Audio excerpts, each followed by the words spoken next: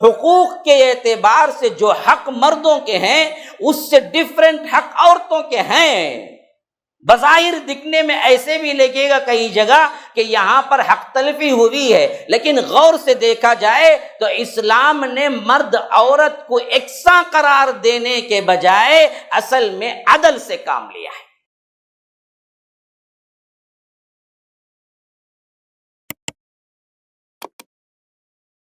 ایک مثال میں آپ کو دیتا ہوں، دیکھیے ایک چھوٹا سا بچہ ہے اور ایک بڑا نوجوان آدمی ہے، ایک 10 کلو کا وزن اٹھانا ہے، اور کوئی آ کر آپ کو یہ ججمنٹ دیتا ہے کہ دیکھو میں دونوں کے برابر سمجھتا ہوں، بچہ بھی انسان ہے اور یہ مرد بھی انسان ہے، انسان ہونے کے ناطے دونوں برابر ہیں، دونوں 10-10 کلو کے وزن اٹھاؤ، تو آپ کیا کہیں؟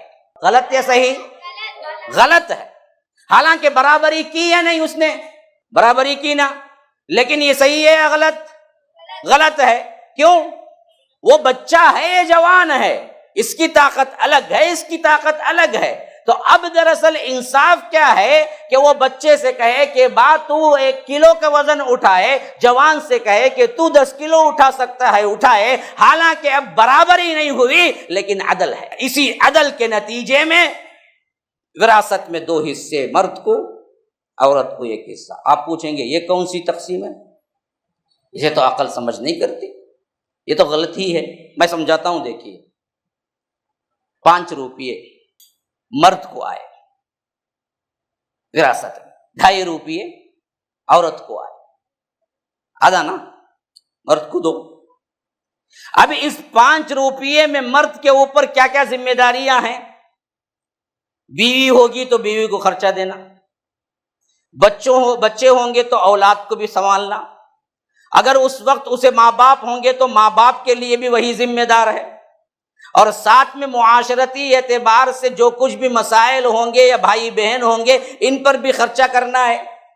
لیکن 2 حقوق تو کمپلسری اس کے ساتھ لگے ہوئے ہیں کہ ایک بیوی بچوں کا خرچہ دینا، ایک ماں باپ آگے تو ماں باپ کو دیکھنا۔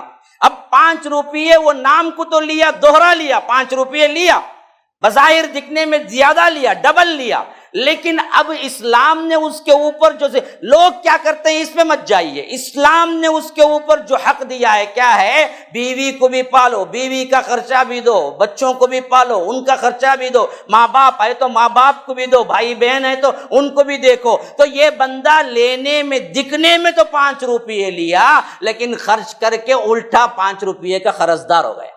اب دراصل دیکھو عورت کے سلسلے میں آج عورت کیا کرتی ہے، کما کے خرچہ کرتی ہے، یہ سوال مجھے نہیں چاہیے۔ اسلام نے بحیثیت عورت کے کیا ذمہ داری دی؟ 1% کی بھی ذمہ داری نہیں ہے۔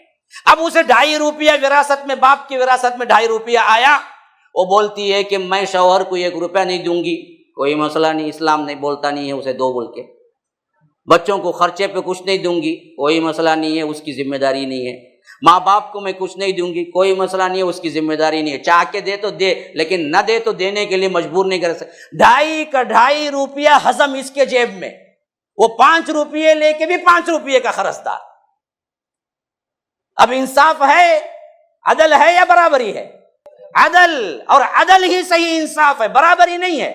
اگر برابری کا معاملہ ہوتا جیسا آج مغربی کلچر میں ہے تو وہ پس کے رہ گئی، کیونکہ جو کام مرد کرتا وہ سب کچھ عورتوں کو بھی کرنے کے لیے کہہ دیا گیا، تو اب وہاں کی عورت پس رہی ہے، ادھر کماؤ بھی اور خرچ بھی کرو، اولاد کو بھی دیکھو، اور جہاں جہاں جاب کو جاؤ جنسی نوعیت کے پرابلمز آئے اس پر زور زبردستی زنا بالجبر ہو، پھر اس کے ساتھ ساتھ کمائی بھی اس کے ہاتھ میں کچھ نہیں، شوہر بھی کچھ دیتا نہیں، الٹا عزت بھی گئی، دولت بھی گئی، اور سب کچھ اجاڑ لیا حق کے نعرے پہ۔ تب یہ حق برابر ہے یا اسلام نے جو حق دیا ہے وہ برابر ہے؟